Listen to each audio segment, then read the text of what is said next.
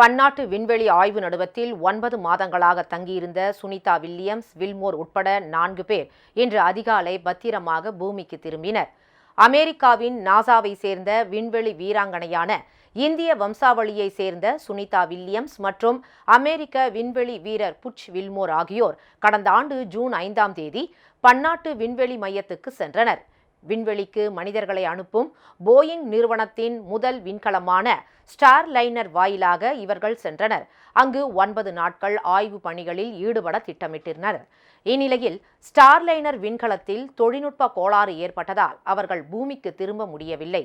இதனால் இருவரும் விண்வெளி மையத்திலேயே தங்கியிருந்து தங்களுடைய பணிகளை மேற்கொண்டனர்.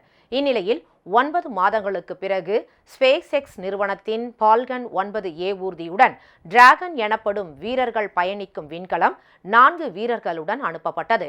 இந்த விண்கலம் விண்ணில் உள்ள பன்னாட்டு விண்வெளி மையத்தை அண்மையில் சென்றடைந்தது. இதையடுத்து சுனிதா வில்லியம்ஸ் மற்றும் புட்ச் வில்மோர் கடந்த சில மாதங்களாக அங்கு பணியாற்றிய அமெரிக்க வீரர் நிக் ஹேக், ரஷ்ய வீரர் அலெக்சாண்டர் கோர்ஃபுனோவ் ஆகியோரும் இந்த பயணத்தில் இணைந்து கொண்டனர். டிராகன் விண்கலத்தில் சென்ற 4 விண்வெளி வீரர்கள் அவர்களை வழி அனுப்பி வைத்தனர்.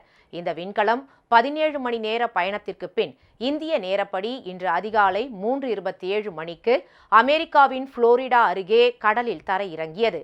கடலில் விழுந்ததும் பந்து போல் மிதந்து வந்த விண்கலம் பாதுகாப்பாக கப்பலில் ஏற்றப்பட்டது.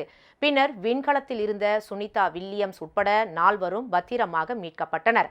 அப்போது அவர்கள் கையசைத்தும் கட்டை விரல்களை காட்டியும் மகிழ்ச்சியை வெளிப்படுத்தினர். And splashdown. Crew 9 back on Earth.